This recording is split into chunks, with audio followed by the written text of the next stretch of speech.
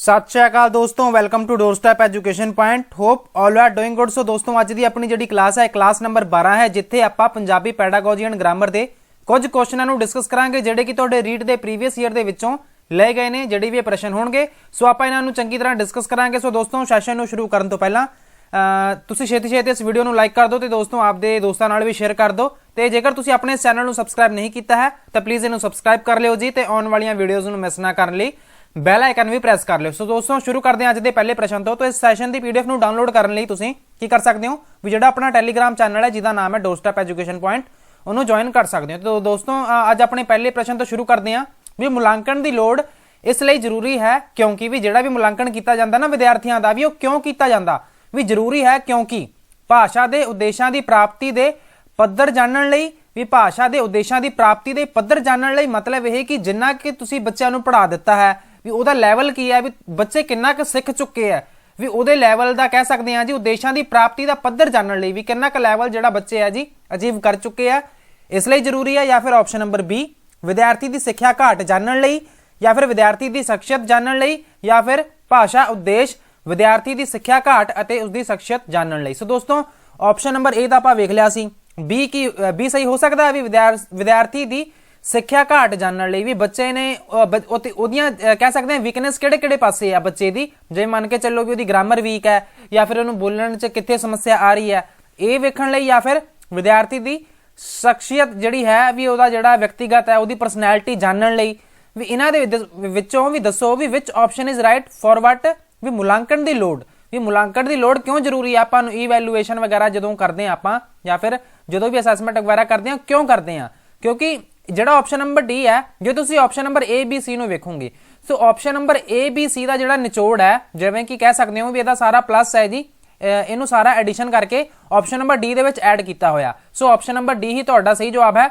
Option number D च की लिखा होया कि भाषा उद्देश्य जानने लई विद्यार्थी की शख्सियत घाट और उसकी शख्सियत जानने लई। सो इन्हां सारियां ही गल्लां नूं आपां की करांगे दोस्तों, इन्हां नूं ये जिहड़ा अपना है जी सही जवाब है। सो ऑप्शन नंबर डी है जी ये तुहाडा सही जवाब है। सो इस दे नाल ही चलते हैं अज दे अपने अगले प्रश्न ते। अगला प्रश्न है जी हेठ लिखियां विच मुलांकन दा किहड़ा उद्देश्य नहीं है, मतलब यह कि इत्थे तीन ऑप्शन इहो जिहियां होणगियां जिहड़ा की दसदियां होणगियां जिहड़ा कि मुलांकन दा उद्देश्य है जी वो दस रहियां होणगियां। ते वेख लैंदे आ जी आपां इन्हां ऑप्शनां नूं भी।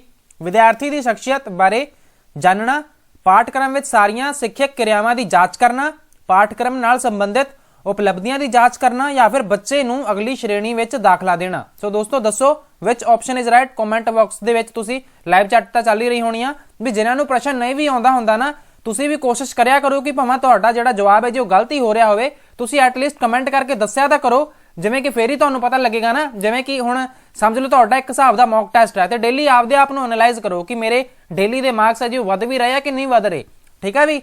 सो तुसीं वेखियो सो इहदा जिहड़ा जवाब है जी की हो सकता है जे आपां एलिमिनेट करके वेखीए भी इत्थे गल कीती है भी उद्देश्य नहीं है। जे आपां ऑप्शन नंबर फर्स्ट नूं वेखीए भी विद्यार्थी की शख्सियत बारे जानना, सो जिहड़ा आपां हुणे पहला वाला प्रश्न पढ़िया सीगा सो उहदे विच इहनूं भी ऐड कीता सीगा, मतलब यह कि यह उद्देश्य हैगा है कि आपां जदों विद्यार्थी की परसनैलिटी नूं जानते हैं भी उहदे बारे जानते हैं सो ये तो मुलांकन का उद्देश्य हैगा। जदों तक आपां बच्चे नूं नहीं जान सकते फिर उदों तक तो अपनी दूजा कह सकते हैं भी आपां बच्चे ते उहदे इंप्रूवमेंट लई काम नहीं कर सकते। सो ये तो जरूरी है।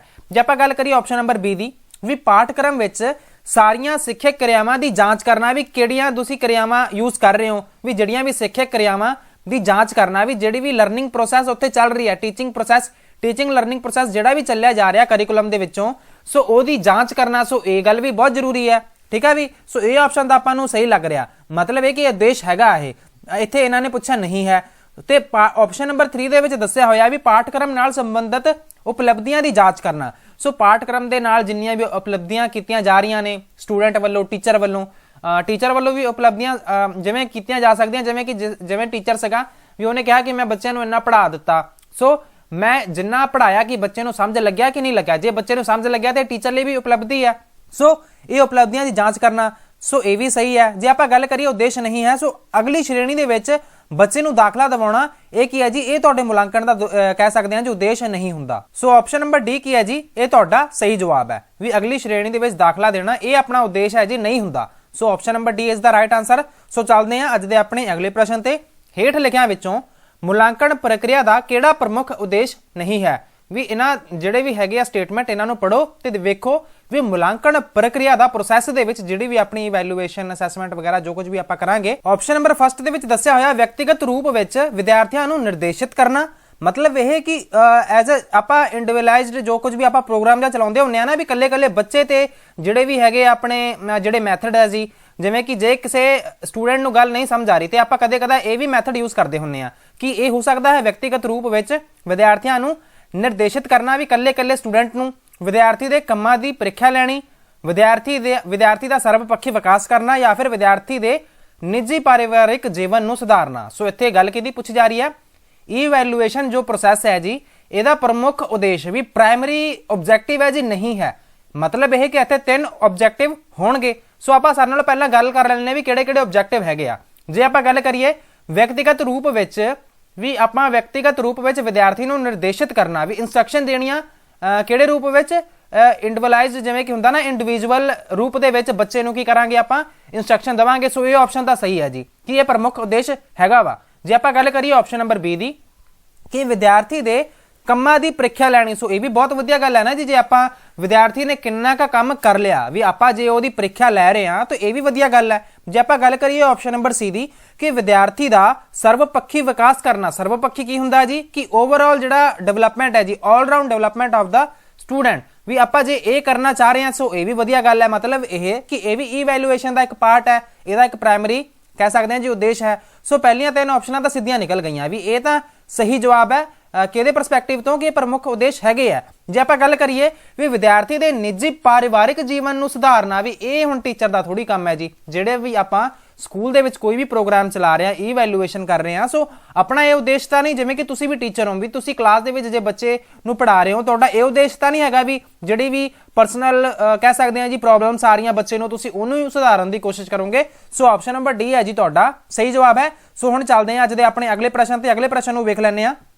जिहड़ा अज दा अपना अगला प्रश्न है जी स्रोत भाषा तो टिच्चा भाषा सीखण लई किहड़ी विधि सहायता करती है। भी टिच्चा भाषा ये की है जी ये है टारगेट लैंग्वेज तो स्रोत लैंग्वेज जी की है भी सोर्स लैंग्वेज जिन्होंने कह सकते हो जी। सोर्स लैंग्वेज तो ऑब्जेक्टिव जी टारगेट लैंग्वेज है भी उन्होंने सीखण लई तुसीं किहड़ी विधि है जी जिहड़ा भी कह सकते हो भी किहड़ा मैथड है तुसीं उहदी वरतों कर सकते हो भी किहड़ा मैथड है जी वो इहदे विच हैल्पफुल होवेगा सिग्निफिकेंस रोल प्ले करेगा। मूल्यांकन विधि, अनुवाद विधि, प्रत्यक्ष विधि या फिर कारज विधि। कारज विधि जिवें कि अनुवाद विधि नूं तां अंग्रेजी दे विच आपां कह दिंदे आ ट्रांसलेशन मैथड, प्रत्यक्ष विधि तां होगी डायरैक्ट मैथड। सो दसो भी विच ऑप्शन इज राइट। मूल्यांकन दा मीनिंग मैं तुहानूं दस ही दित्ता सीगा भी इवैल्यूएशन हुंदा है ते आपां गल करिए भी जदों आपां टारगेट लैंग्वेज नूं आपां सिखाउणा किहड़ी लैंग्वेज दा सिखाउणा जिहड़ी कि लैंग्वेज अपने कोल अवेलेबल है। जिवें अपनी क्लास है जी पंजाबी दे विच बट फिर भी मैं कई इहो जिहे शब्द यूज़ करदा हुन्ना जिहड़े कि अंग्रेजी दे ਹੁੰਦੇ ਆ ਵੀ ਜਦੋਂ ਵੀ ਮੈਂ ਕਈ ਵਾਰ ਤੁਹਾਨੂੰ ਗੱਲਾਂ ਸਮਝਾਉਂਦਾ ਹੁੰਨਾ ਵੀ ਬਹੁਤ ਸਾਰੇ ਵਰਡਸ ਨੂੰ ਮੈਂ ਇੰਗਲਿਸ਼ ਵਿੱਚ ਵੀ ਦੱਸਦਾ ਹੁੰਨਾ। ਸੋ ਇਹ ਕਿਹੜਾ ਮੈਥਡ ਮੈਂ ਤੁਹਾਨੂੰ ਇੱਕ ਹਿਸਾਬ ਦਾ ਜੇ ਤੁਸੀਂ ਸਮਝੋ ਵੀ ਜੇ ਮੈਂ ਤੁਹਾਡੇ ਸਾਹਮਣੇ ਰੀਟ ਦੀਆਂ ਅੰਗਰੇਜ਼ੀ ਦੀਆਂ ਕਲਾਸਾਂ ਲਗਾਉਣ ਲੱਗ ਜਾਵਾਂ ਠੀਕ ਆ ਵੈਸੇ ਤਾਂ ਮੈਂ ਲਵਾ ਵੀ ਸਕਦਾ ਜਿਵੇਂ ਕਿ ਮੈਂ ਜੇ ਇੰਗਲਿਸ਼ ਪੈਡਾਗੋਜੀ ਤੁਹਾਨੂੰ ਮੈਂ ਸਮਝਾਉਣ ਲੱਗ ਜਾਵਾਂ ਸੋ ਇੰਗਲਿਸ਼ ਪੈਡਾਗੋਜੀ ਜਦੋਂ ਮੈਂ ਸਮਝਾਉਂਗਾ ਵੀ ਮੈਂ ਤੁਹਾਨੂੰ ਕੀ ਲੱਗਦਾ ਵੀ ਸਾਰਾ ਕੁਝ ਹੀ ਵੈਸੇ ਜਿਹੜਾ ਕੁਐਸਚਨ ਹੋਊਗਾ ਮੈਂ ਪੜੂੰਗਾ ਤਾਂ ਬੇਸ਼ੱਕ ਉਹਨੂੰ ਇੰਗਲਿਸ਼ ਦੇ ਵਿੱਚ ਹੀ ਬਟ ਕੀ ਮੈਂ ਤੁਹਾਨੂੰ ਸਾਰਾ ਕੁਝ ਇੰਗਲਿਸ਼ ਦੇ ਵਿੱਚ ਹੀ ਕਲਾਸ ਲਾਉਂਗਾ ਬਿਲਕੁਲ ਨਹੀਂ। ਮੈਂ ਤੁਹਾਨੂੰ ਪੰਜਾਬੀ ਦੇ ਵਿੱਚ ਵੀ ਦੱਸੂਗਾ ਕਿ ਅੱਛਾ ਵੀ ਆਹ ਗੱਲ ਸੀਗੀ ਵੀ ਤੁਸੀਂ ਇਹਨੂੰ ਐਵੇਂ ਕਰ ਸਕਦੇ ਹੋ ਵੀ ਇਹ ਇਸ ਤਰ੍ਹਾਂ ਤੁਸੀਂ ਇਹਨੂੰ ਸਮਝ ਸਕਦੇ ਹੋ। ਸੋ ਇਸ ਤਰ੍ਹਾਂ ਜਿਹੜਾ ਵੀ ਤੁਹਾਡਾ ਪ੍ਰਸ਼ਨ ਹੈਗਾ ਵੀ ਆਪਸ਼ਨ ਨੰਬਰ ਬੀ ਹੈ ਵੀ ਆਪਾਂ ਅਨੁਵਾਦ ਕਰਾਂਗੇ ਠੀਕ ਹੈ ਜੀ। ਇੱਥੇ ਤੁਹਾਨੂੰ ਪਹਿਲਾਂ ਹੀ ਪਤਾ ਲੱਗ ਜਾਣਾ ਚਾਹੀਦਾ ਵੀ ਇੱਥੇ ਸਰੋਤ ਭਾਸ਼ਾ ਦੀ ਗੱਲ ਕੀਤੀ ਜਾ ਰਹੀ ਹੈ ਤੇ ਟਿੱਚਾ ਭਾਸ਼ਾ ਦੀ ਗੱਲ ਕੀਤੀ ਜਾ ਰਹੀ ਹੈ। ਮਤਲਬ ਇਹ ਕਿ ਤੁਹਾਡੇ ਕੋਲ ਇੱਕ ਅਵੇਲੇਬਲ ਲੈਂਗੁਏਜ ਤਾਂ ਹੈਗੀ ਆ ਤੇ ਦੂਜੇ ਪਾਸੇ ਤੁਹਾਡੇ ਕੋਲ ਟੀਚਾ ਭਾਸ਼ਾ ਮਤਲਬ ਕਿ ਟਾਰਗੇਟ ਲੈਂਗੁਏਜ ਵੀ ਆ। ਸੋ ਇਹਦੇ ਵਿੱਚ ਤੁਸੀਂ ਅਨੁਵਾਦ ਵਿਧੀ ਹੀ ਵਰਤੋਗੇ ਨਾ। ਸੋ ਆਪਸ਼ਨ ਨੰਬਰ ਬੀ ਕੀ ਹੋਏਗਾ ਜੀ ਇਹ ਤੁਹਾਡਾ ਸਹੀ ਜਵਾਬ ਹੋਏਗਾ। ਆਪਸ਼ਨ ਨੰਬਰ ਬੀ ਹੈ ਜੀ ਇਹ ਤੁਹਾਡਾ ਸਹੀ ਜਵਾਬ ਹੈ। ਇਸ ਤੇ ਤੁਸੀਂ ਟਿਕ ਕਰ ਲਿਓ। ਸੋ ਹੁਣ ਚੱਲਦੇ ਹਾਂ ਜੀ ਅੱਜ ਦੇ ਆਪਣੇ ਅਗਲੇ ਪ੍ਰਸ਼ਨ ਤੇ। ਅਗਲਾ ਪ੍ਰਸ਼ਨ ਨੂੰ ਵੇਖਦੇ ਹਾਂ ਹੇਠ ਲਿਖਿਆਂ ਵਿੱਚੋਂ ਮੁਲਾਂਕਣ ਦੀ ਕਿਹੜੀ ਵਿਸ਼ੇਸ਼ਤਾ ਨਹੀਂ ਹੈ। ਇਵੈਲੂਏਸ਼ਨ ਦੀ ਗੱਲ ਕੀਤੀ ਜਾ ਰਹੀ ਹੈ ਵੀ ਇਹਦੀ ਵਿਸ਼ੇਸ਼ਤਾ ਵੈਸੇ ਜੇ ਤੁਸੀਂ ਵੇਖੋ ਵੀ ਇਹ ਜਿਹੜਾ ਆਪਣਾ ਪ੍ਰੀਵੀਅਸ ਈਅਰ ਹੈ ਇਹਦੇ ਵਿੱਚੋਂ ਮੁਲਾਂਕਣ ਦੇ ਵਿੱਚੋਂ ਕਿੰਨੇ ਜ਼ਿਆਦਾ ਕੁਐਸਚਨ ਇਹਨਾਂ ਨੇ ਪੁੱਛੇ ਆ। ਸੋ ਚਲੋ ਇਸ ਕੁਐਸਚਨ ਨੂੰ ਵੇਖ ਲੈਂਦੇ ਆ ਵੀ ਹੇਠ ਲਿਖਿਆਂ ਵਿੱਚੋਂ ਮੁਲਾਂਕਣ ਦੀ ਕਿਹੜੀ ਵਿਸ਼ੇਸ਼ਤਾ ਨਹੀਂ ਹੈ। ਮੁਲਾਂਕਣ ਵਿਅਕਤੀਗਤ ਹੁੰਦਾ ਹੈ, ਮੁਲਾਂਕਣ ਸਾਮੂਹਿਕ ਹੁੰਦਾ ਹੈ, ਮੁਲਾਂਕਣ ਨਿਰੰਤਰ ਪ੍ਰਕਿਰਿਆ ਹੈ ਜਾਂ ਫਿਰ ਮੁਲਾਂਕਣ ਵਿਆਪਕ ਪ੍ਰਕਿਰਿਆ ਹੈ। ਜੇ ਆਪਾਂ ਗੱਲ ਕਰੀਏ ਹੁਣ ਵਾਲੇ ਆਪਸ਼ਨਾਂ ਦੇ ਵਿੱਚ ਹੀ, ਸੋ ਇਹ ਐਲੀਮੀਨੇਟ ਜੇ ਕਰਨ ਦੀ ਗੱਲ ਆਵੇ ਸੋ ਤੁਸੀਂ ਪਹਿਲੀ ਆਪਸ਼ਨ ਤਾਂ ਐਵੇਂ ਹੀ ਐਲੀਮੀਨੇਟ ਕਰ ਲਓਗੇ, ਕਿਉਂਕਿ ਮੁਲਾਂਕਣ ਹੈ ਜਿਹੜੀ ਦੋਸਤੋ ਉਹ ਵਿਅਕਤੀਗਤ ਪ੍ਰਕਿਰਿਆ ਤਾਂ ਹੁੰਦੀ ਹੈ, ਮਤਲਬ ਇਹ ਤਾਂ ਸਹੀ ਹੈ ਵੀ ਇਹ ਤਾਂ ਇਹਦੀ ਵਿਸ਼ੇਸ਼ਤਾ ਹੈਗੀ ਹੈ, ਤੇ ਆਪਾਂ ਕੀ ਲੱਭਣਾ ਸੀ, ਵਿਸ਼ੇਸ਼ਤਾ ਨਹੀਂ ਹੈ। ਜੇ ਆਪਾਂ ਗੱਲ ਕਰੀਏ ਵੀ ਮੁਲਾਂਕਣ ਨਿਰੰਤਰ ਪ੍ਰਕਿਰਿਆ ਹੈ, ਵੈਸੇ ਤੁਸੀਂ ਦੋਸਤੋ ਸੀਸੀ ਬਾਰੇ ਤਾਂ ਸੁਣਿਆ ਹੋਊਗਾ ਨਾ, ਕੰਟੀਨਿਊਅਸ ਕੰਪਰੀਹੈਂਸ਼ਨ ਇਵੈਲੂਏਸ਼ਨ, ਵੀ ਇਹਦੇ ਬਾਰੇ ਸੁਣਿਆ ਹੋਊਗਾ ਵੀ ਉਹਦੇ ਵਿੱਚ ਆਪਾਂ ਕਿਹੜੀਆਂ ਗੱਲਾਂ ਸਮਝਦੇ ਹੁੰਨੇ ਆ। ਮਤਲਬ ਇਹ ਕਿ ਤੁਹਾਡਾ ਸੀਸੀਈ ਦੇ ਵਿੱਚੋਂ ਹੀ ਕੁਐਸਚਨ ਵੈਸੇ ਲਿਆ ਗਿਆ ਵੀ ਜਿਹੜਾ ਵੀ ਸੀਸੀ ਕੰਟੀਨਿਊਅਸ ਕੰਪਰੀਹੈਂਸ਼ਨ ਜਿਹੜਾ ਇਵੈਲੂਏਸ਼ਨ ਹੁੰਦੀ ਆ ਵੀ ਉਹ ਤਾਂ ਨਿਰੰਤਰ ਹੁੰਦੀ ਆ, ਠੀਕ ਆ ਦੋਸਤੋ, ਵੀ ਕੰਟੀਨਿਊਅਸ ਪ੍ਰੋਸੈਸ ਤਾਂ ਹੁੰਦੀ ਆ, ਤੇ ਇਹਦੇ ਨਾਲ ਹੀ ਇਹ ਵਿਆਪਕ ਪ੍ਰਕਿਰਿਆ ਵੀ ਹੁੰਦੀ ਆ, ਵੀ ਇਹਦੇ ਵਿੱਚ ਬਹੁਤ ਸਾਰੀਆਂ ਆਪਾਂ ਗੱਲਾਂ ਵੀ ਵਾਈਡਰ ਸਕੋਪ ਹੁੰਦਾ ਇਹਦਾ। ਸੋ ਆਪਸ਼ਨ ਨੰਬਰ ਡੀ ਵੀ ਇਹਦਾ ਸਹੀ ਹੈ ਜੀ। ਸਹੀ ਕਿਹੜੇ ਹਿਸਾਬ ਨਾਲ, ਵੀ ਇਹਦੀ ਵਿਸ਼ੇਸ਼ਤਾਵਾਂ ਹੈਗੀਆਂ, ਕਿਹੜੀਆਂ ਵਿਸ਼ੇਸ਼ਤਾਵਾਂ ਹੈਗੀਆਂ, ਮੁਲਾਂਕਣ ਵਿਅਕਤੀਗਤ ਵੀ ਹੁੰਦਾ ਹੈ, ਨਿਰੰਤਰ ਪ੍ਰਕਿਰਿਆ ਵੀ ਹੈ ਤੇ ਮੁਲਾਂਕਣ ਵਿਆਪਕ ਵੀ ਹੁੰਦਾ ਹੈ। ਜੇ ਆਪਾਂ ਗੱਲ ਕਰੀਏ ਵੀ ਮੁਲਾਂਕਣ ਸਮੂਹਿਕ ਨਹੀਂ ਹੁੰਦਾ, ਮਤਲਬ ਕਿ ਮੁਲਾਂਕਣ ਹੈ ਜੀ ਸਮੂਹਿਕ ਹੁੰਦਾ ਹੈ, ਇਹ ਇਹਦੀ ਵਿਸ਼ੇਸ਼ਤਾ ਨਹੀਂ ਹੈਗੀ। ਸੋ ਆਪਸ਼ਨ ਨੰਬਰ ਬੀ ਕੀ ਹੈ ਜੀ, ਇਹ ਤੁਹਾਡਾ ਸਹੀ ਜਵਾਬ ਹੈ। ਤੁਸੀਂ ਬੀ ਤੇ ਲਗਾ ਸਕਦੇ ਹੋ ਟਿਕ, ਕਿਉਂਕਿ ਬੀ ਹੀ ਤੁਹਾਡਾ ਸਹੀ ਜਵਾਬ ਹੈ। ਸੋ ਇਸ ਦੇ ਨਾਲ ਹੀ ਚੱਲਦੇ ਹਾਂ ਅੱਜ ਦੇ ਆਪਣੇ ਅਗਲੇ ਪ੍ਰਸ਼ਨ ਤੇ। ਵੈਸੇ ਮੁਲਾਂਕਣ ਸਮੂਹਿਕ ਨਹੀਂ ਹੁੰਦਾ, ਕਿਉਂਕਿ ਜਦੋਂ ਵੀ ਤੁਸੀਂ ਬੱਚਿਆਂ ਦੀ ਈਵੈਲੂਏਸ਼ਨ ਕਰਨੀ ਹੋਏ, ਕੀ ਤੁਸੀਂ ਉਹਨਾਂ ਨੂੰ ਗਰੁੱਪ ਦੇ ਵਿੱਚ ਬਹਾ ਕੇ ਕਰ ਸਕਦੇ ਹੋ ਉਹਨਾਂ ਦੀ ਈਵੈਲੂਏਸ਼ਨ ਮੁਲਾਂਕਣ, ਕਿ ਬੱਚਾ ਤਾਂ ਤੁਸੀਂ ਸਾਰੇ ਹੀ ਉੱਥੇ ਵੀਕ ਸਟੂਡੈਂਟ ਵੀ ਹੋਣਗੇ, ਉੱਥੇ ਹੀ ਇੰਟੈਲੀਜੈਂਟ ਸਟੂਡੈਂਟ ਹੋਣਗੇ, ਠੀਕ ਹੈ ਵੀ ਤੁਸੀਂ ਗੱਲ ਸਮਝ ਰਹੇ ਹੋ ਨਾ, gifted student, intelligent student, slow learner, ਇਹ ਸਾਰੇ ਹੀ ਸਟੂਡੈਂਟ ਨੂੰ ਤੁਸੀਂ ਨਾਲ ਬਹਾ ਕੇ ਤੁਸੀਂ ਕਦੇ ਵੀ ਈਵੈਲੂਏਸ਼ਨ ਚੰਗੀ ਤਰ੍ਹਾਂ ਨਹੀਂ ਕਰ ਸਕਦੇ। ਹੋਪਸ ਤੁਸੀਂ ਮੇਰੀਆਂ ਗੱਲਾਂ ਨੂੰ ਸਮਝ ਗਏ ਹੋਣੇ ਆ। ਸੋ ਆਪਸ਼ਨ ਨੰਬਰ ਬੀ ਤੁਹਾਡਾ ਸਹੀ ਜਵਾਬ ਹੈ। ਹੁਣ ਚੱਲਦੇ ਹਾਂ ਅੱਜ ਦੇ ਆਪਣੇ ਅਗਲੇ ਪ੍ਰਸ਼ਨ ਤੇ। ਭਾਸ਼ਾ ਸਿੱਖਣ ਲਈ ਮਹੱਤਵਪੂਰਨ ਸਰੋਤ ਕਿਹੜਾ ਹੈ? ਤੁਸੀਂ ਦੱਸੋ ਵੀ ਭਾਸ਼ਾ ਸਿੱਖਣ ਲਈ ਮਹੱਤਵਪੂਰਨ ਕਹਿ ਸਕਦੇ ਹਾਂ ਜੀ ਸੋਰਸ ਕਿਹੜਾ ਹੈ? ਕੀ ਇਹ ਪਾਠ ਪੁਸਤਕ ਹੈ, ਕੀ ਇਹ ਬਲੈਕ ਬੋਰਡ ਹੈ, ਜਾਂ ਫਿਰ ਪ੍ਰੈਕਟੀਕਲ ਜਾਂ ਪ੍ਰਯੋਗਸ਼ਾਲਾ ਵਿਧੀ ਹੈ, ਜਾਂ ਫਿਰ ਟੇਪ ਰਿਕਾਰਡਰ ਦੀ ਵਰਤੋਂ ਹੈ? ਸੋ ਦੋਸਤੋ ਦੱਸੋ ਵਿਚ ਆਪਸ਼ਨ ਇਜ਼ ਰਾਈਟ। ਵੀ ਮਹੱਤਵਪੂਰਨ ਦੀ ਗੱਲ ਕੀਤੀ ਜਾ ਰਹੀ ਹੈ। ਜੇ ਆਪਾਂ ਗੱਲ ਕਰੀਏ ਵੀ ਬਲੈਕ ਬੋਰਡ ਹੋ ਸਕਦਾ ਹੈ, ਜਾਂ ਫਿਰ ਪ੍ਰੈਕਟੀਕਲ ਜਾਂ ਪ੍ਰਯੋਗਸ਼ਾਲਾ ਵਿਧੀ, ਜਾਂ ਫਿਰ ਟੇਪ ਰਿਕਾਰਡਰ ਦੀ ਵਰਤੋਂ। ਵੈਸੇ ਦੋਸਤੋ ਵੇਖੀਏ ਵੀ ਬੱਚਿਆਂ ਕੋਲ ਇਹਨਾਂ ਦੇ ਵਿੱਚੋਂ ਈਜ਼ੀ ਅਵੇਲੇਬਿਲਟੀ ਕਿਹੜੇ ਸੋਰਸ ਦੀ ਹੁੰਦੀ ਹੈ? ਜੇ ਆਪਾਂ ਗੱਲ ਕਰੀਏ ਪਾਠ ਪੁਸਤਕਾਂ ਦੀ, ਸੋ ਭਾਸ਼ਾ ਸਿੱਖਣ ਲਈ ਸਾਰਿਆਂ ਨਾਲੋਂ ਮਹੱਤਵਪੂਰਨ ਜਿਹੜਾ ਸਰੋਤ ਹੈ ਜੀ ਉਹ ਹੈ ਪਾਠ ਪੁਸਤਕਾਂ, ਠੀਕ ਹੈ ਜੀ। ਪਾਠ ਪੁਸਤਕਾਂ ਬਹੁਤ ਹੀ ਮਹੱਤਵਪੂਰਨ ਸਿਗਨੀਫੀਕੈਂਟ ਰੋਲ ਪਲੇ ਕਰਦੀਆਂ ਨੇ ਭਾਸ਼ਾ ਸਿੱਖਣ ਲਈ, ਠੀਕ ਹੈ ਜੀ। ਸੋ ਆਪਸ਼ਨ ਨੰਬਰ ਏ ਤੁਹਾਡਾ ਸਹੀ ਜਵਾਬ ਹੈ ਤੇ ਬਾਕੀ ਦੀਆਂ ਆਪਸ਼ਨਾਂ ਹੋ ਜਾਣਗੀਆਂ ਐਲੀਮੀਨੇਟ। ਹੁਣ ਚੱਲਦੇ ਹਾਂ ਜੀ ਅੱਜ ਦੇ ਆਪਣੇ ਅਗਲੇ ਪ੍ਰਸ਼ਨ ਤੇ। ਅਗਲਾ ਪ੍ਰਸ਼ਨ ਹੈ ਜੀ, ਭਾਸ਼ਾ ਸਿੱਖਿਆ ਲਈ ਜ਼ਰੂਰੀ ਹੈ ਵੀ ਭਾਸ਼ਾ ਸਿੱਖਣ ਲਈ ਸਾਰਿਆਂ ਨਾਲੋਂ ਜ਼ਰੂਰੀ ਗੱਲ ਕਿਹੜੀ ਹੈ ਜੀ? ਸੂਖਮ ਅਧਿਐਨ, ਸਥੂਲ ਅਧਿਐਨ, ਸੂਖਮ ਅਤੇ ਸਥੂਲ ਅਧਿਐਨ, ਜਾਂ ਫਿਰ ਸਵੈ ਅਧਿਐਨ, ਵੀ ਜਿਹਨੂੰ ਆਪਾਂ ਸੈਲਫ ਲਰਨਿੰਗ ਕਹਿ ਸਕਦੇ ਹਾਂ ਜੀ। ਸੂਖਮ ਅਧਿਐਨ ਨੂੰ ਵੈਸੇ ਦੋਸਤੋ ਅੰਗਰੇਜ਼ੀ ਦੇ ਵਿੱਚ ਆਪਾਂ ਕਹਿੰਦੇ ਆ ਮਾਈਕਰੋ ਟੀਚਿੰਗ। ਸੂਖਮ ਤਾਂ ਵੈਸੇ ਤੁਸੀਂ ਸਮਝ ਸਕਦੇ ਹੋ ਨਾ ਵੀ ਬਹੁਤ ਹੀ ਛੋਟਾ, ਵੀ ਮਾਈਕਰੋ ਟੀਚਿੰਗ ਭਾਸ਼ਾ ਸਿੱਖਣ ਲਈ ਵੀ, ਜਾਂ ਫਿਰ ਕਹਿ ਸਕਦੇ ਹਾਂ ਅਧਿਐਨ ਹੀ ਸ਼ਾਇਦ ਇਹ ਲਰਨਿੰਗ ਆ। ਸੂਖਮ ਅਧਿਐਨ ਤਾਂ ਹੀ ਹੋ ਗਿਆ ਨਾ ਜੀ, ਅਧਿਐਨ ਹੋ ਗਿਆ ਕਿ ਮਾਈਕਰੋ ਲਰਨਿੰਗ। ਸਥੂਲ ਅਧਿਐਨ ਤਾਂ ਹੋ ਗਿਆ ਜੀ ਮੈਕਰੋ, ਇਹ ਸੀ ਦੇ ਵਿੱਚ ਆ ਗਿਆ, ਮੈਕਰੋ ਐਂਡ ਮਾਈਕਰੋ ਦੋਵੇਂ।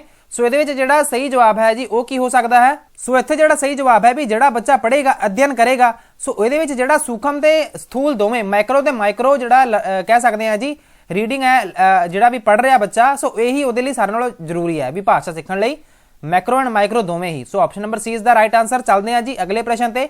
ਵਿਆਕਰਣ ਸਿੱਖਿਆ ਕਿਹੜੇ ਸਿੱਖਿਆ ਸੂਤਰ ਅਧੀਨ ਪੜਾਉਣੀ ਚਾਹੀਦੀ ਹੈ? ਵੀ ਤੁਸੀਂ ਇਹ ਦੱਸੋ ਵੀ ਜਦੋਂ ਵੀ ਤੁਸੀਂ ਗ੍ਰਾਮਰ ਪੜਾਉਂਦੇ ਹੋ ਨਾ, ਵੀ ਗ੍ਰਾਮਰ ਪੜਾਉਣ ਲਈ ਤੁਸੀਂ ਇੱਕ ਮੈਥਡ ਯੂਜ਼ ਕਰਦੇ ਹੁੰਦੇ ਹੋ। ਵੈਸੇ ਦੋਸਤੋ ਇਹ ਸੇਮ ਕੁਐਸਚਨ ਤੁਹਾਨੂੰ ਅੰਗਰੇਜ਼ੀ ਪੈਡਾਗੋਜੀ ਦੇ ਵਿੱਚ ਵੀ ਪੁੱਛਿਆ ਜਾ ਸਕਦਾ, ਈਵਨ ਸੀਡੀਪੀ ਦੇ ਵਿੱਚੋਂ ਰੀਡ ਦੀ ਜਿਹੜੀ ਆਉਂਦੀ ਹੈ ਵੀ ਉਹਦੇ ਵਿੱਚੋਂ ਵੀ ਪੁੱਛਿਆ ਜਾ ਸਕਦਾ। ਬਸ ਇਹ ਗੱਲ ਹੋਣੀ ਹੈ ਵੀ ਇਹ ਜਿਹੜਾ ਇੱਥੇ ਪੰਜਾਬੀ ਦੇ ਵਿੱਚ ਕੁਐਸਚਨ ਹੈ ਤੇ ਉਧਰ ਤੁਹਾਨੂੰ ਇੰਗਲਿਸ਼ ਦੇ ਵਿੱਚ ਦੱਸਿਆ ਹੋਊਗਾ। ਸੋ ਵਿਆਕਰਣ ਪੜਾਉਣ ਲਈ ਤੁਸੀਂ ਕਿਹੜੀ ਵਿਧੀ ਵਰਤਦੇ ਹੁੰਦੇ ਹੋ?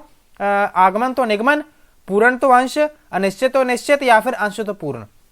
ਸੋ ਇੱਥੇ ਜਿਹੜਾ ਸਹੀ ਜਵਾਬ ਹੈ ਉਹ ਹੈ ਆਗਮਨ ਤੋਂ ਨਿਗਮਨ, ਠੀਕ ਹੈ ਜੀ। ਆਗਮਨ ਤੋਂ ਨਿਗਮਨ ਮਤਲਬ ਇਹ ਕਿ ਜਦੋਂ ਵੀ ਆਗਮਨ ਦਾ ਵੈਸੇ ਮਤਲਬ ਕੀ ਹੁੰਦਾ ਵੀ ਜਦੋਂ ਵੀ ਤੁਸੀਂ ਗ੍ਰਾਮਰ ਪੜਾਉਣੀ ਹੁੰਦੀ ਹੈ, ਜਿਵੇਂ ਕਿ ਆਗਮਨ ਤੋਂ ਨਿਗਮਨ ਵਿਧੀ ਹੀ ਤੁਸੀਂ ਵਰਤਦੇ ਹੁੰਦੇ ਹੋ।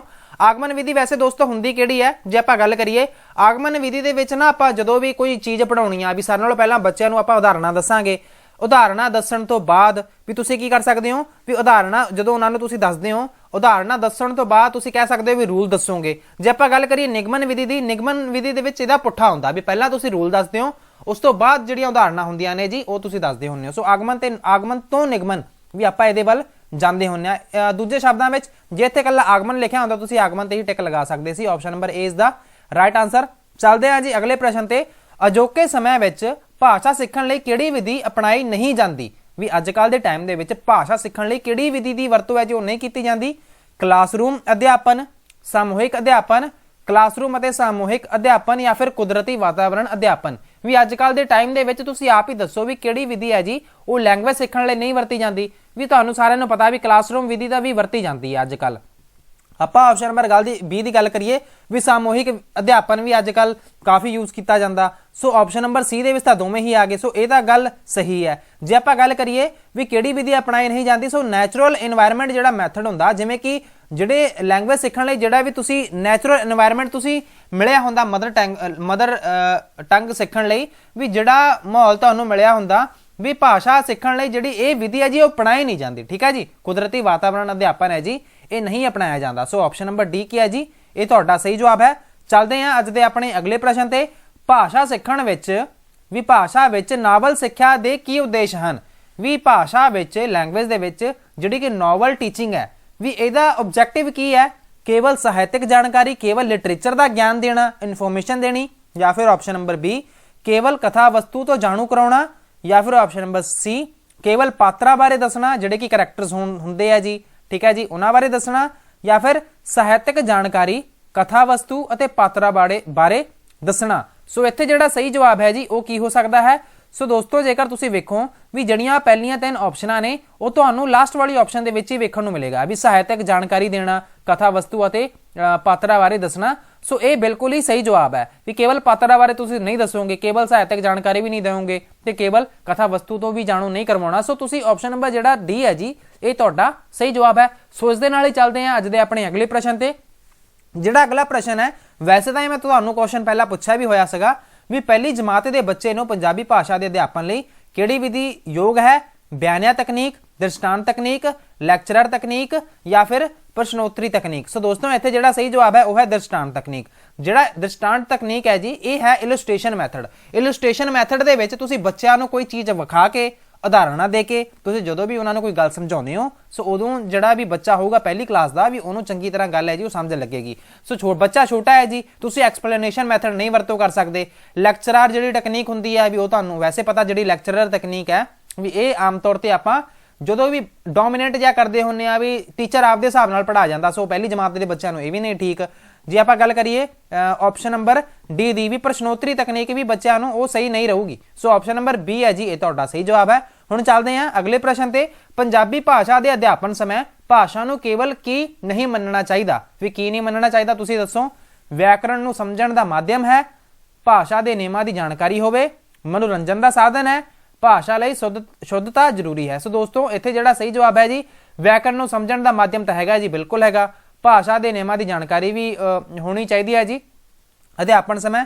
ਭਾਸ਼ਾ ਲਈ ਸ਼ੁੱਧਤਾ ਵੀ ਜ਼ਰੂਰੀ ਹੈ। ਜੇ ਆਪਾਂ ਗੱਲ ਕਰੀਏ ਮਨੋਰੰਜਨ ਦਾ ਸਾਧਨ ਹੈ ਜੀ, ਇਹ ਆਪਾਂ ਨੂੰ ਨਹੀਂ ਮੰਨਣਾ ਚਾਹੀਦਾ। ਸੋ ਆਪਸ਼ਨ ਨੰਬਰ C ਕੀ ਹੈ ਜੀ ਇਹ ਤੁਹਾਡਾ ਸਹੀ ਜਵਾਬ ਹੈ। ਹੁਣ ਚੱਲਦੇ ਹਾਂ ਜੀ ਅੱਜ ਦੇ ਆਪਣੇ ਜਿਹੜਾ ਵੀ ਪ੍ਰਸ਼ਨ ਹੈ ਜੀ, ਜਿਹੜਾ ਕਹਿ ਸਕਦੇ ਹਾਂ ਵੀ ਮੌਖਿਕ ਕੌਸ਼ਲ ਦੀ ਸਿੱਖਿਆ ਦਾ ਉਦੇਸ਼ ਕੀ ਨਹੀਂ ਹੁੰਦਾ। ਸੋ ਮੌਖਿਕ ਕੌਸ਼ਲ ਦੀ ਗੱਲ ਕੀਤੀ ਜਾ ਰਹੀ ਹੈ। ਮੌਖਿਕ ਕੌਸ਼ਲ ਕਿਹੜਾ ਜੀ, ਸਪੀਕਿੰਗ ਸਕਿੱਲ ਦੀ ਤੁਸੀਂ ਗੱਲ ਸਮਝ ਸਕਦੇ ਹੋ। ਮੌਖਿਕ ਸਪੀਕਿੰਗ ਵੀ ਆ ਸਕਦੀ, ਰੀਡਿੰਗ ਵੀ ਆ ਸਕਦੀ ਹੈ।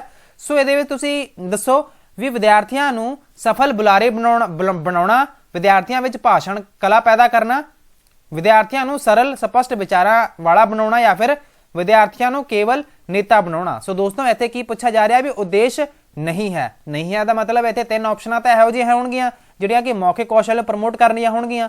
ਸੋ ਸਫਲ ਬੁਲਾਰੇ ਬਣਾਉਣਾ ਇਹ ਤਾਂ ਵੀ ਬਿਲਕੁਲ ਮੌਖਿਕ ਕੌਸ਼ਲ ਦਾ ਉਦੇਸ਼ ਹੈਗਾ ਵਾ। ਜੇ ਆਪਾਂ ਗੱਲ ਕਰੀਏ ਵਿਦਿਆਰਥੀਆਂ ਵਿੱਚ ਭਾਸ਼ਣ ਕਲਾ ਪੈਦਾ ਕਰਨਾ, ਸੋ ਆਪਾਂ ਕੁਝ ਹੱਦ ਤੱਕ ਮੰਨ ਸਕਦੇ ਹਾਂ ਵੀ ਭਾਸ਼ਣ ਕਲਾ ਪੈਦਾ ਕਰਨਾ ਇਹ ਵੀ ਠੀਕ ਹੈ। ਜੇ ਆਪਾਂ ਗੱਲ ਕਰੀਏ ਵਿਦਿਆਰਥੀਆਂ ਨੂੰ ਸਰਲ ਸਪਸ਼ਟ ਵਿਚਾਰਾਂ ਵਾਲਾ ਬਣਾਉਣਾ, ਸੋ ਇਹ ਵੀ ਗੱਲ ਬਹੁਤ ਵਧੀਆ ਹੈ ਜੀ। ਜੇ ਆਪਾਂ ਗੱਲ ਕਰੀਏ ਵਿਦਿਆਰਥੀਆਂ ਨੂੰ ਕੇਵਲ ਨੇਤਾ ਬਣਾਉਣਾ, ਤੇ ਪਹਿਲੀ ਗੱਲ ਤਾਂ ਇੱਥੇ ਇਹ ਵੇਖੋ ਵੀ ਇੱਥੇ ਕੇਵਲ ਆ ਗਿਆ, ਕੇਵਲ ਨੇਤਾ ਬਣਾਉਣਾ। ਵੀ ਇੱਥੇ ਵੇਖੋ ਜੇ ਤੁਸੀਂ ਭਾਸ਼ਣ ਦੀ ਗੱਲ ਕਰੋ ਵੀ ਭਾਸ਼ਣ ਠੀਕ ਹੈ ਜੀ, ਭਾਸ਼ਣ ਦੇ ਰਿਹਾ ਤੇ ਕੋਈ ਜ਼ਰੂਰੀ ਨਹੀਂ ਕਿ ਉਹ ਲਾਓ ਨੇਤਾ ਬਣਨ ਲਈ ਹੀ ਦਊਗਾ, ਉਹ ਤੇ ਹੋਰ ਗੱਲਾਂ ਵੀ ਕਰ ਸਕਦਾ। ਬਟ ਆਪਸ਼ਨ ਨੰਬਰ D ਦੇ ਵਿੱਚ ਇਹ ਖਾਸ ਇਸ ਗੱਲ ਨੂੰ ਹੀ ਪ੍ਰਮੋਟ ਕਰ ਰਿਹਾ ਹੈ ਕਿ ਬਈ ਜਿਹੜਾ ਵੀ ਵਿਦਿਆਰਥੀ ਹੋਊਗਾ ਉਹਨੂੰ ਸਿਰਫ ਕੇਵਲ ਨੇਤਾ ਬਣਾਉਣ ਲਈ ਆਪਾਂ ਕਹਿ ਸਕਦੇ ਹਾਂ ਜੀ ਇਹ ਉਦੇਸ਼ ਹੈ ਜੀ ਮੌਖਿਕ ਕੌਸ਼ਲ ਦਾ। ਸੋ ਇਹ ਆਪਸ਼ਨ ਤਾਂ ਬਿਲਕੁਲ ਗਲਤ ਹੈ ਜੀ। ਸੋ ਆਪਸ਼ਨ ਨੰਬਰ D ਤਾਂ ਤੁਹਾਡਾ ਹੋ ਗਿਆ ਸਹੀ ਜਵਾਬ ਇਸ ਕੁਐਸਚਨ ਦੇ ਹਿਸਾਬ ਨਾਲ। ਠੀਕ ਹੈ ਜੀ ਕਿ ਇਹ ਕੀ ਹੈ ਜੀ ਮੌਖਿਕ ਕੌਸ਼ਲ ਦਾ ਉਦੇਸ਼ ਨਹੀਂ ਹੈਗਾ। ਹੁਣ ਚੱਲਦੇ ਹਾਂ ਜੀ ਅੱਜ ਦੇ ਆਪਣੇ ਸੈਕੰਡ ਲਾਸਟ ਪ੍ਰਸ਼ਨ ਤੇ।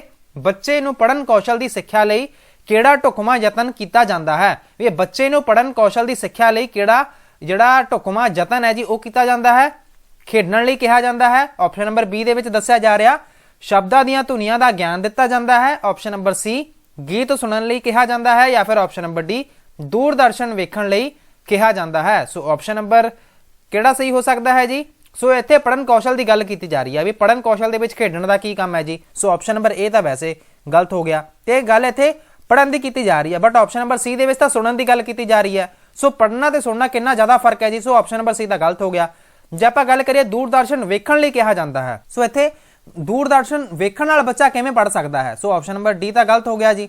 ਜੇ ਆਪਾਂ ਗੱਲ ਕਰੀਏ ਆਪਸ਼ਨ ਨੰਬਰ ਬੀ ਦੀ ਕਿ ਸ਼ਬਦਾਂ ਦੀਆਂ ਧੁਨੀਆਂ ਦਾ ਗਿਆਨ ਦਿੱਤਾ ਜਾਂਦਾ ਹੈ, ਵਿਗਿਆਨ ਦੇਣ ਦਾ ਕੀ ਮਤਲਬ ਹੈ ਜੀ ਕਿ ਬੱਚੇ ਨੂੰ ਪੜਨ ਕੌਸ਼ਲ ਦੀ ਜਦੋਂ ਆਪਾਂ ਸਿੱਖਿਆ ਦੀ ਜਦੋਂ ਆਪਾਂ ਗੱਲ ਕਰਦੇ ਹਾਂ, ਸੋ ਆਪਾਂ ਜਦੋਂ ਆਪਾਂ ਧੁਨੀਆਂ ਦਾ ਗਿਆਨ ਦਵਾਂਗੇ ਬੱਚਿਆਂ ਨੂੰ ਫੇਰ ਹੀ ਬੱਚਾ ਪੜ ਸਕਦਾ ਹੈ ਨਾ। ਜੇ ਉਹਨੂੰ ਪਤਾ ਹੀ ਨਹੀਂ ਕਿ ਇਸ ਧੁਨੀ ਨੂੰ ਕਿਵੇਂ ਬੋਲਣਾ ਹੈ, ਵੀ ਜਿਹੜਾ ਵੀ ਸ਼ਬਦ ਹੈ ਵੀ ਉਹਨੂੰ ਕਿਵੇਂ ਬੋਲਿਆ ਜਾਣਾ ਹੈ, ਉਦੋਂ ਤੱਕ ਉਹ ਪੜ੍ਹ ਨਹੀਂ ਸਕਦਾ। ਸੋ ਇਹਦੇ ਕਰਕੇ ਸ਼ਬਦਾਂ ਦੀਆਂ ਧੁਨੀਆਂ ਦਾ ਗਿਆਨ ਦੇਣਾ ਵੀ ਇਹ ਬਹੁਤ ਹੀ ਜ਼ਿਆਦਾ ਜ਼ਰੂਰੀ ਹੈ। ਆਪਸ਼ਨ ਨੰਬਰ ਬੀ ਤੁਹਾਡਾ ਸਹੀ ਜਵਾਬ ਹੈ। ਹੁਣ ਚੱਲਦੇ ਹਾਂ ਜੀ ਅੱਜ ਦੇ ਆਪਣੇ ਲਾਸਟ ਪ੍ਰਸ਼ਨ ਤੇ।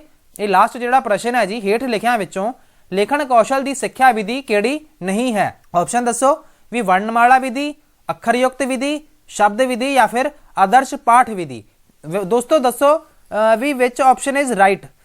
ਹੇਠ ਲਿਖਿਆ ਵਿੱਚੋਂ ਲਿਖਣ ਕੌਸ਼ਲ ਦੀ ਸਿੱਖਿਆ ਵਿਧੀ ਕਿਹੜੀ ਨਹੀਂ ਹੈ?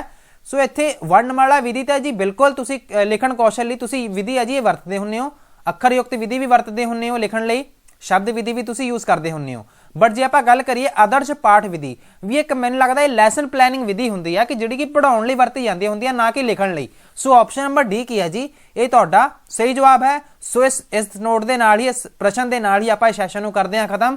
ਉਮੀਦ ਤਾਂ ਮੈਂ ਇਹੀ ਕਰਦਾ ਹੁੰਨਾ ਕਿ ਤੁਸੀਂ ਜਦੋਂ ਵੀ ਸੈਸ਼ਨ ਵੇਖੋ ਤੁਹਾਨੂੰ ਬਹੁਤ ਹੀ ਜ਼ਿਆਦਾ ਕੁਐਸਚਨਾਂ ਦੇ ਵਿੱਚੋਂ ਵੀ ਕੁਝ ਨਾ ਕੁਝ ਸਿੱਖਣ ਨੂੰ ਮਿਲੇ, ਵੀ ਜਿੰਨੇ ਵੀ ਆਪਾਂ ਟੌਪਿਕ ਇੱਥੇ ਡਿਸਕਸ ਕਰ ਲੈਂਦੇ ਆ ਵੀ ਤੁਹਾਨੂੰ ਇੱਕ ਆਈਡੀਆ ਹੋ ਜਾਵੇ। ਕਿਉਂਕਿ ਜੇ ਤੁਸੀਂ ਕਿਤਾਬਾਂ ਲੈਣ ਲੱਗ ਜਾਓ ਵੀ ਠੀਕ ਆ ਵੀ ਚਲੋ ਆਪਾਂ ਇੰਗਲਿਸ਼ ਪੈਡਾਗੋਜੀ ਦੀ ਹਿੰਦੀ ਪੈਡਾਗੋਜੀ ਦੀ ਆਪਾਂ ਸਪੈਸੀਫਿਕ ਕਿਤਾਬਾਂ ਲੈ ਲੈਂਦੇ ਆ, ਸੋ ਆਪਾਂ ਉਹਦੇ ਥਰੂ ਆਪਾਂ ਕਵਰ ਕਰ ਲਵਾਂਗੇ। ਸੋ ਇਹ ਤਾਂ ਪੋਸੀਬਲ ਨਹੀਂ ਹੈਗਾ, ਨਾ ਤੁਹਾਨੂੰ ਕੋਈ ਇਹ ਸੁਜੈਸਟ ਕਰੂਗਾ ਕਿ ਤੁਸੀਂ ਸਪੈਸੀਫਿਕ ਸਬਜੈਕਟ ਲਈ ਤੁਸੀਂ ਕਿਤਾਬ ਲੈ ਲਓ। ਸੋ ਹਰ ਕੋਈ ਇਹੀ ਸੁਜੈਸਟ ਕਰਦਾ ਹੁੰਦਾ ਕਿ ਜੇ ਤੁਸੀਂ ਪ੍ਰੀਵੀਅਸ ਈਅਰ ਲਗਾ ਲੈਂਦੇ ਹੋ ਤੁਹਾਨੂੰ ਇੱਕ ਆਈਡੀਆ ਹੋ ਜਾਊਗਾ ਕਿ ਵੀ ਜਿਹੜੇ ਪ੍ਰਸ਼ਨ ਹੈਗੇ ਜੀ ਉਹ ਤੁਸੀਂ ਕਿਵੇਂ ਅਟੈਂਪਟ ਕਰ ਸਕਦੇ ਹੋ। ਬਾਕੀ ਮੈਂ ਇਹੀ ਉਮੀਦ ਕਰਦਾ ਹੁੰਦਾ ਕਿ ਜਿੰਨੇ ਵੀ ਆਪਾਂ ਪ੍ਰਸ਼ਨ ਕਰੀਏ ਵੀ ਤੁਹਾਡੇ ਲਈ ਸਾਰੇ ਹੀ ਹੈਲਪਫੁਲ ਹੋਣ ਤੇ ਇੱਕ ਆਈਡੀਆ ਬੇਸਿਕ ਪਤਾ ਲੱਗ ਜਾਵੇ ਕਿ ਤੁਹਾਨੂੰ ਇਹ ਪ੍ਰਸ਼ਨ ਹੈ ਜੀ ਕਿਵੇਂ ਕਰਨੇ ਆ। ਬਾਕੀ ਦੋਸਤੋ ਸੈਸ਼ਨ ਪਸੰਦ ਆਇਆ ਹੋਵੇ ਤਾਂ ਤੁਸੀਂ ਇਸ ਸੈਸ਼ਨ ਨੂੰ ਲਾਈਕ ਕਰ ਸਕਦੇ ਹੋ, ਜੇਕਰ ਨਾ ਪਸੰਦ ਆਇਆ ਹੋਵੇ ਤਾਂ ਤੁਸੀਂ ਇਹਨੂੰ ਡਿਸਲਾਈਕ ਵੀ ਕਰ ਸਕਦੇ ਹੋ। ਤੇ ਦੋਸਤੋ ਜੇਕਰ ਤੁਸੀਂ ਆਪਣੇ ਇਸ ਚੈਨਲ ਤੇ ਨਵੇਂ ਹੋ, ਆਪਣੇ ਚੈਨਲ ਨੂੰ ਸਬਸਕ੍ਰਾਈਬ ਨਹੀਂ ਕੀਤਾ ਹੈ ਤਾਂ ਪਲੀਜ਼ ਇਹਨੂੰ ਸਬਸਕ੍ਰਾਈਬ ਕਰ ਲਿਓ ਜੀ। ਤੇ ਆਉਣ ਵਾਲੀਆਂ ਵੀਡੀਓਜ਼ ਨੂੰ ਮਿਸ ਨਾ ਕਰਨ ਲਈ